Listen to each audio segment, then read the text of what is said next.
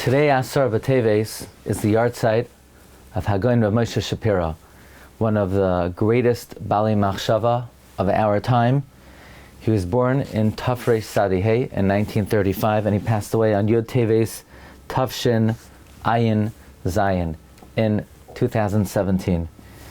His father was a Talmud of the Alter of Slabodka, and in his youth, Rav Moshe Shapiro learned in Panovich. He learned Bechavrusa with Rav Dessler, the Michta Meliyahu. He went on to learn in Chevron, and he lived in Yerushalayim. He helped establish Yeshivas Beis HaTalmud. Later on, he helped establish Yeshivas Ar Sameach. He spent a lot of time and a lot of effort learning with Chozrim B'Tshuva. He stood at the forefront of the Kollel Avreichim in Yerushalayim. He gave a famed shir on the Parsha on Thursday that grew and grew in size until it had to continuously change locations. He would travel to Moscow to learn to teach in the Yeshivas Toras Chaim in Moscow. And he had a unique blend of Torah. He was influenced by Rav Dessler, by Rav Hutner. He learned with the Brisker Rav. He was greatly influenced by Sifrei Kabbalah, by the Svarim of the Gra and the Maral and Sifrei Chasidus. During his Shiurim, he would have pauses, intervals of pauses, of silence. And he would say the pauses which gave opportunity to contemplate what was taught was also part of the shir. His yahrzeit is today, Asara Teves. In Slichos, that we're going to say on Asara Teves, we will cite the line that the fast was established as 3 days. Based on Masechta Sofrim, the 8th was the day that the Greeks commissioned the translation of the Torah, and darkness descended to the world for 3 days. Actually, Chazal teach us that on that day, it was as difficult as the day that they made the Egel, because Lo Yechola HaTorah Letargem Kol Tzarka. The Torah was not able to be translated as much as it could have.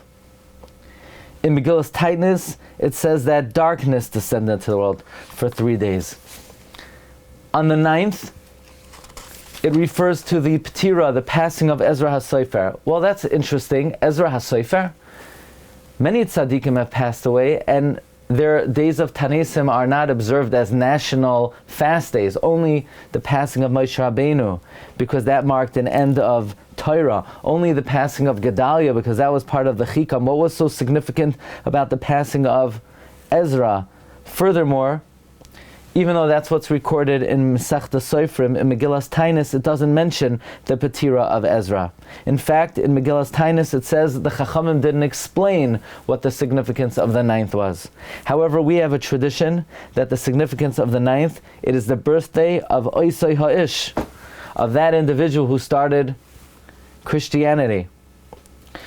By the way, according to our tradition, Oisei Ha'ish lived hundreds of years before the church claims he lived. They date him hundreds of years later because they want to associate his life with the Churban Beis HaMikdash, as if, heaven forbid, the destruction of the temple, which marks a certain disconnect that we had with the Ribbono Shel Olam, was contributed through that individual. But of course, that's absurd, both historically and philosophically. But according to our tradition, he lived hundreds of years earlier, and indeed, many are able to trace that the 9th of Teves is his birthday. But what would the birth of Oisei Ha'ish have to do with these other tragedies? The translation of the Torah, the death of Ezra, and then finally, on Asara Teves, the walls of Yerushalayim were surrounded during the siege of Nebuchadnezzar. And Rav Moshe Shapiro, on Asara Teves, the day of his yahrzeit, he offers an incredible insight that really sheds light on the common denominator between these 3 tragedies. And he teaches the common theme of all these 3 tragedies is that it represents a diminution and a colossal shrinkage of HaKadosh Baruch Hu, Klal Yisrael, and the Torah. First of all, on the 8th of Teves, they commissioned the translation of the Torah. And this is compared to the day the Egel was made, because we know that the Torah was reduced, it shrunk in its glory from Luchos Rishonos to Luchos Shniyos, because the Luchos were broken. The Beis Halevi describes at length the glory of Luchos Rishonos, where the entirety of the Torah was encompassed in Luchos Rishonos, perhaps even inscribed on Luchos Rishonos. And through the Chet HaEgel, the Luchos were broken, and now the Luchos Shniyos, it was reduced, because now, in order for us to derive halacha, we need to be able to utilize the principles of Yud Gimel Midos She'atayr Nidreshes Bahem. Likewise, the commissioning of the translation of the Torah caused the Torah to be diminished. It could not be translated in its fullest sense. So to speak, the Torah was reduced on the 8th of Teves. Comes the 9th of Teves, the Patira of Ezra HaSofer. Chazal tell us in the Gemara in Yuma Daf Tesamid Beis that when Malachi died, Malachi is Ezra, prophecy ceased, Nevuah ceased. So it caused a diminution in the Jewish people, in our communication with HaKadosh Baruch Hu, in Hashem's revelation to this world, in seeing Hashem in this world, in Hashem's communication with Ben Adam. And therefore the 9th of Teves also marked a certain diminution of the Jewish people and Hashem's presence in this world. It's also the birthday of Oisei Ha'esh. God is Kael.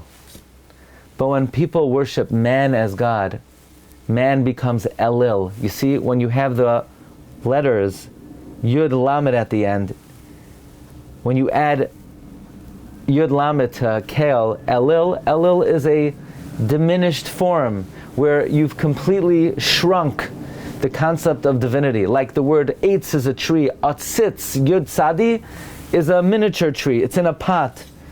Av, the name of the month of the summer, is Aviv, is spring.